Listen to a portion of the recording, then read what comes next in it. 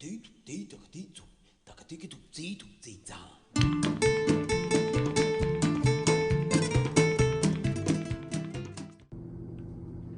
Tubesters, so I don't know how well this setup is gonna go. I'm trying to share with y'all I'm hoping that I'm gonna be able to share with y'all the way that I do blessed water. Now, technically, it's warm. Technically, I would do this on a Monday or a full moon, but I don't want to wait till then. I might still put this out there to charge, probably on the light moon that's coming up next month. But I wanted to come on here and make it with y'all now, since I finished the bottle, or finished the cognac that was in this bottle that I specifically bought just so I can have the bottle, honestly, just so for this purpose of using it for blessed water.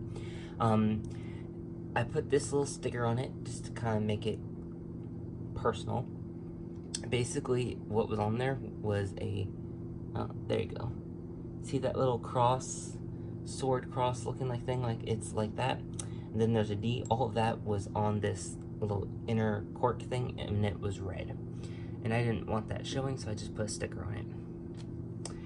Alright, so what you need is either a clear quartz or selenite or some type of crystal that you think is appropriate for putting into your moon water. And from here on out, I'm just going to be calling it blessed water. I have my goddess water here. Y'all know that my goddess water is full moon water. This came from the sea, and basically what I do is I measure it by the vessel. I don't pour it all the way up because we're going to be putting salt in it. And then I just pour it into the bowl. You need some type of salt that you feel is sacred enough to use for this. Now, I'm using, what do I do with it? Here it is. I'm using my Celtic sea salt.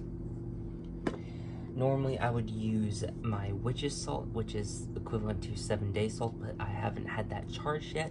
I'm waiting for September 28th, the dawn at September 28th, and I'm going to put it out then and get it charged up until, I think it's the 4th, the end of the 4th, or dawn of the 5th, I think, is October 5th, I mean. Somewhere along that, because the 1st is when the light moon falls on the same day as a full Sunday. So, yeah. Anyway, so this is the salt I'm going to be using. You also need some sort of silver. Now, I used to use nickel, like the nickel coins, but I can't remember what it is right now, but there's a particular year where there's a higher content of silver within the nickel, and that's what I was using, but I can't find those right now, so I'm just going to use my silver pentacle ring. And you also are going to want to use a holy stone. This is the one that I've been using for this ritual forever, as well as a prayer stone, and that's another video for a different day, or another topic, or y'all know what I'm trying to say. So I'm just going to, normally I would invoke a circle. I don't really feel called to do that right now. When I first came up with this recipe, I was kind of like always doing a circle. For something like this, I would no longer use a circle for. So if you feel like you want to do that, like it's appropriate for your practice or whatever, or if that's what you feel called to do, that's what you're guided to do, then by all means cast your circle and then begin this. So we're going to start with the stone and the salt. So what you want to use, oh, I thought I forgot something here.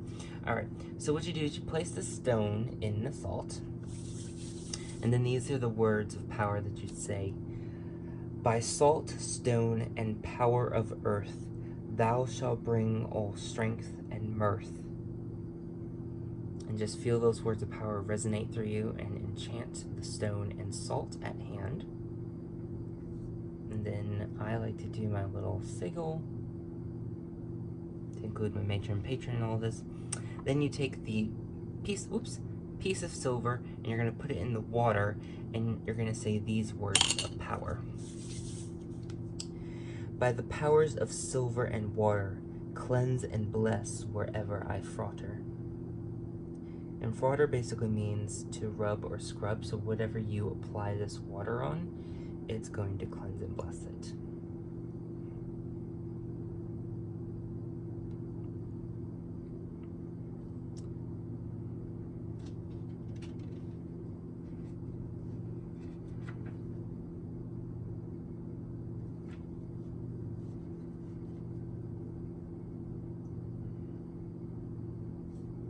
Oh, okay. Sorry, my notes are a little scratchy. I haven't rewritten these just yet. So now we are going to be putting all the stuff in. So this is my little slivers of selenite. I'm just gonna put those in there. That's what I'm using in place of the clear quartz. I was thinking about using the one that was gifted to me by the nature spirits, but I felt called to use this one instead.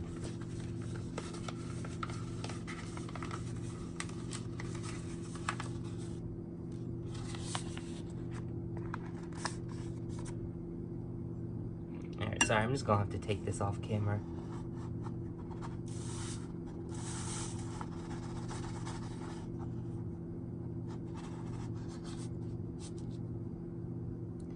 Alright, gotta move that down.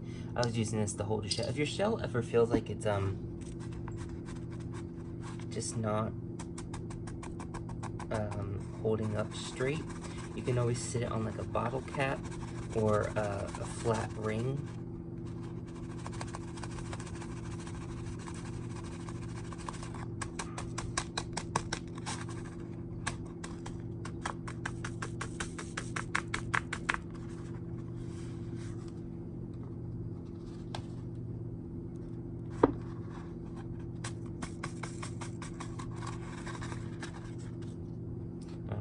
So I got all the salt in there.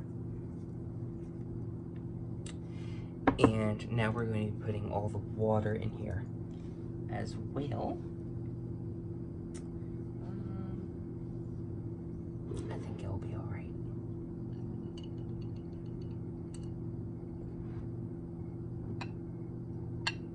I'm gonna do this in the sink off camera and I'll come back, y'all, all right?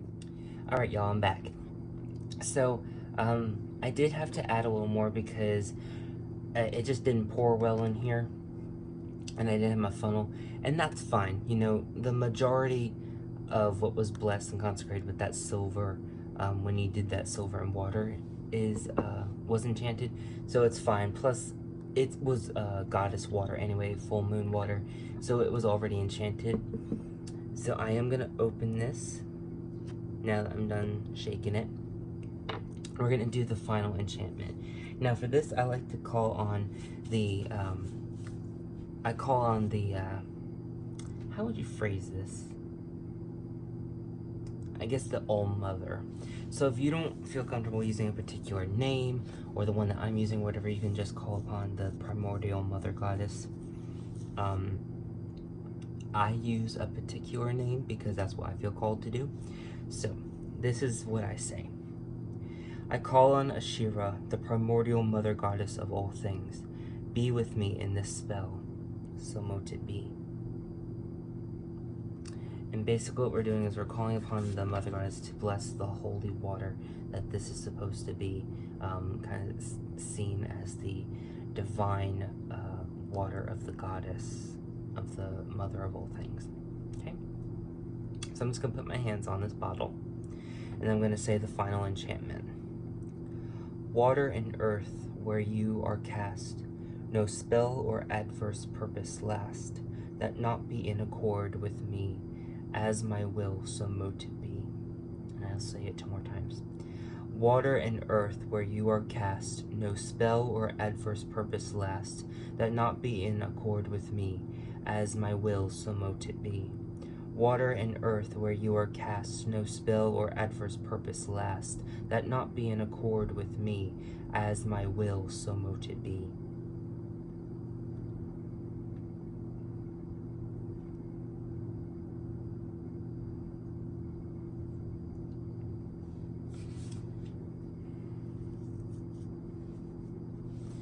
And that's pretty much it, y'all. That's pretty much how I do it. You just enchant and put a layer of enchantment on things, and I kind of feel like it just, what's the word? I guess it's,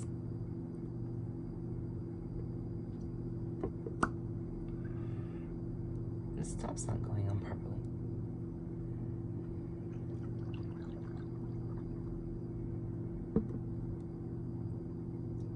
Maybe because it's like bubbling and stuff like that. Anyway, it's going to look a little cloudy because of the salt you put in.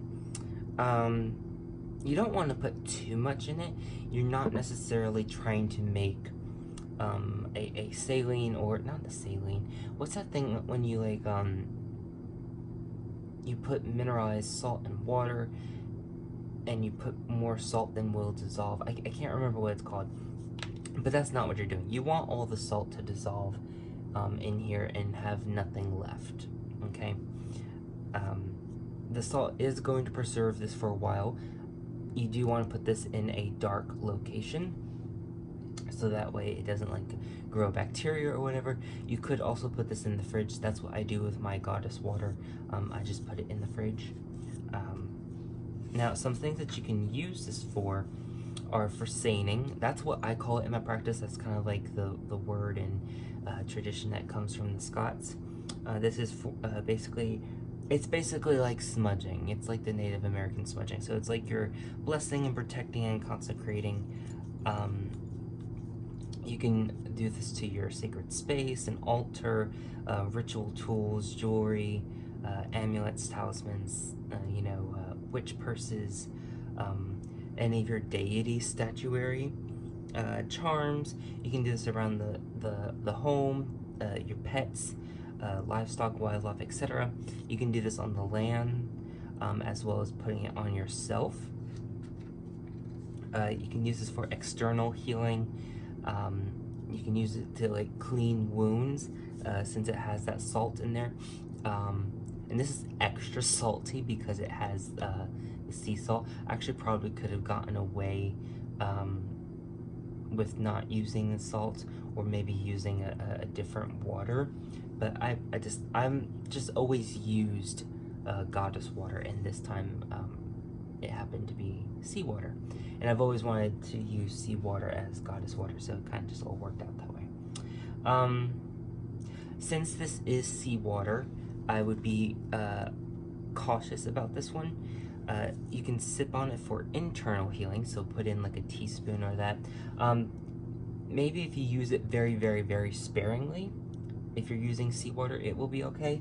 But if you're using just like alkaline water, or tap water, or Brita water, or spring water, or distilled water, if you're using any of those, it will definitely be fine. Especially if you're using something like Celtic sea salt, or Himalayan salt, or I can't think of what the third one is, but there's another one. Yeah, gosh, I wish I could remember what it is. But those are fine, because those are all mineralizing salts anyway. You can add this to your ritual baths, prior and post to spell work. You can use this for spiritual and physical healing. This is great for doing exorcisms. This is not something you want to use by itself, though. Even though it's good for the exorcism, it's more about after the exorcism rather than during the exorcism. I know in movies they like to act like the holy water is so powerful and it casts the demon out. Oh, it's more the potency and the intention and the forcing of getting that being out. It's great to distress for a transpired day. So I would use this. I have what do I call it? I think I just call it a moon anxiety spell. And I'll sometimes use this with it just to increase the potency. You can anoint your brow, so the brow chakra area, with this and make the pentagram prior to any spell work, divination, or other magical workings. You could also do that when you're having like difficulties. Think of the Wiccan Read part that says, when misfortune is, and now wear the star upon your brow.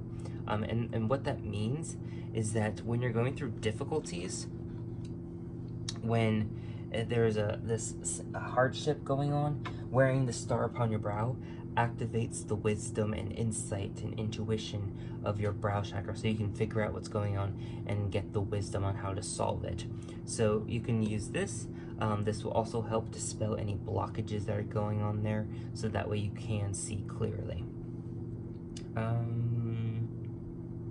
You can anoint yourself with the 5-finger cross, which basically is, so you start at the right hip, move to the left shoulder, or cross over to the left shoulder, then move straight forward to the right shoulder, cross down to the left hip, move up to the brow chakra, and then cross back down to the right hip. And that's going to be the 5-finger cross. I don't know why it's called the 5-finger cross, because you're not making a cross, but whatever. You can use that kind of like in place of doing the cross over yourself, so whenever you're getting feelings of fear, or feeling like you're entering a troublesome space, if you're like maybe doing some mediumship or whatever, and you're entering into a haunting, a place that has a haunting, whatever, or trying to do an exorcism or something, this could be a great ways, or a simple way to protect yourself. You should really have much more stronger forms of protection, but this will be a good base.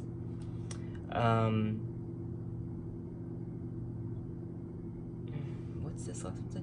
This will give us a gratitude to the earth of a sacred point. Yeah, I don't know what that one is. Okay, here we go. So here's a little something that I would use for, it says, after healing another, say the following. Ashira, healer of my soul, keep me at evening. Sorry about that. So I'll just reread that. So it says, after healing another, you would apply this to yourself in whatever way you see fit, and some of the ways that I mentioned earlier. And then you would say Ashira, or whatever primordial mother goddess name you feel comfortable using. You could also just say mother goddess. Ashira, healer of my soul, keep me at evening, keep me at morning, keep me at noon. On rough course faring, help and safeguard my means this night. I am tired, astray, and stumbling. Shield me from deceit and harm.